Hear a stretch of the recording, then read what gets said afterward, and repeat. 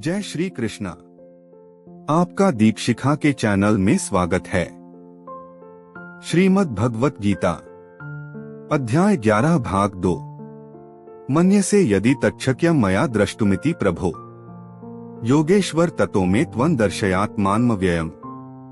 इसका भावार्थ है, हे प्रभु, हे योगेश्वर, यदि आप सोचते हैं कि मैं आपके विश्वरूप को देखने में समर्थ हो सकता हूँ, तो कृपा करके मुझे अपना असीम विश्वरूप दिखलाइए। इसका तात्पर्य है, ऐसा कहा जाता है कि भौतिक इंद्रियों द्वारा न तो परमेश्वर कृष्ण को कोई देख सकता है, न सुन सकता है और न अनुभव कर सकता है। किंतु यदि कोई प्रारंभ से भगवान की दिव्य प्रेमा भक्ति में लगा रहे, तो वह भगवान का साक्षात्कार करने में समर्थ हो सकता है। प्रत्येक जीव आध्यात्मिक स्फुलिंग मात्र है, अतः परमेश्वर को जान पाना या देख पाना संभव नहीं है।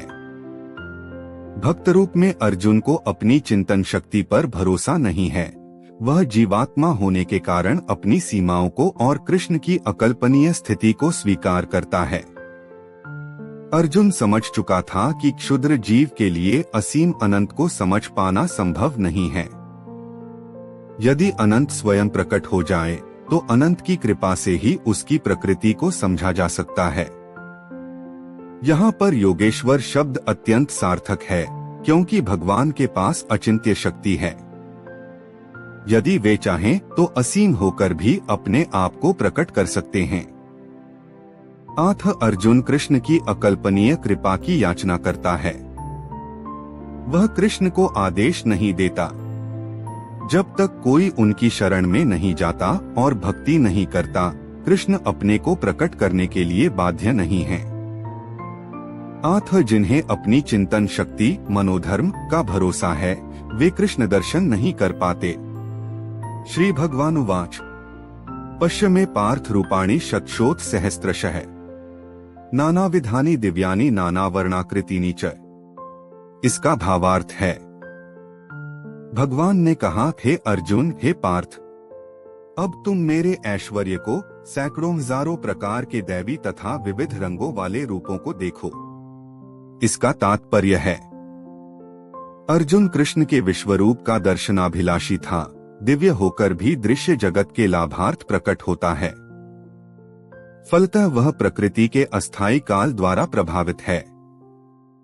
जिस प्रकार प्रकृति माया प्रकट है, उसी प्रकार कृष्ण का यह विश्वरूप भी प्रकट तथा अप्रकट होता रहता है। यह कृष्ण रूपों की भांति वैकुंठ में नित्य नहीं रहता।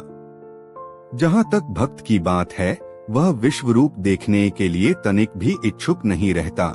लेकिन चूंकि अर्जुन कृष्ण को इस रूप में देखना चाहता था, अतः वे यह रूप प्रकट करते हैं। सामान्य व्यक्ति इस रूप को नहीं देख सकता। श्री कृष्ण द्वारा शक्ति प्रदान किए जाने पर ही इसके दर्शन हो सकते हैं। पश्चादित्यान वसुनुद्रा नश्रविनौ मरुतस्तथा बहुन्यदृष्ट पूर्वाणि पश्चाश्चर्याणि भारत। इसका भावार्थ है, हे भारत, लो तुम आदित्यों, वसुओं, रुद्रों, अश्विनी कुमारों तथा अन्य देवताओं के विभिन्न रूपों को यहाँ देखो। तुम ऐसे अनेक आश्चर्यमय रूपों को देखो, जिन्हें पहले किसी ने न तो कभी देखा है, न सुना है। इसका तात्पर्य है, यद्यपि अर्जुन कृष्ण का अंतरंग सखा तथा अत्यंत विद्वान था, तो भी वह उनके विषय सब कुछ नहीं जानता था। यहाँ पर यह कहा गया है कि इन समस्त रूपों को न तो मनुष्यों ने इसके पूर्व देखा है, न सुना है। अब कृष्ण इन आश्चर्यमय रूपों को प्रकट कर रहे हैं। इहैकस्थं जगत्कृत्स न पश्याद्य सचराचरम् मम देहे गुडाकेश यच्चान्यद् द्रष्टुमिच्छसि।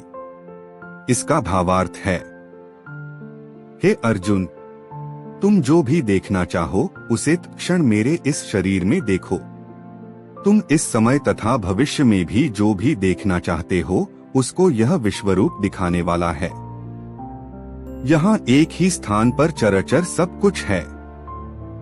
इसका तात्पर्य है, कोई भी व्यक्ति एक स्थान में बैठे बैठे सारा विश्व नहीं देख सकता।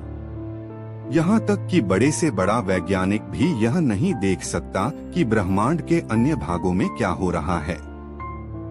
किंतु अर्जुन जैसा भक्त यह देख सकता है कि सारी वस्तुएं जगत में कहाँ-कहाँ स्थित हैं। कृष्ण उसे शक्ति प्रदान करते हैं जिससे वह भूत, वर्तमान तथा भविष्य जो कुछ देखना चाहे देख सकता है। इस तरह अर्जुन कृष्ण के अनुग्रह से सारी वस्तुएं देखने में समर्थ है।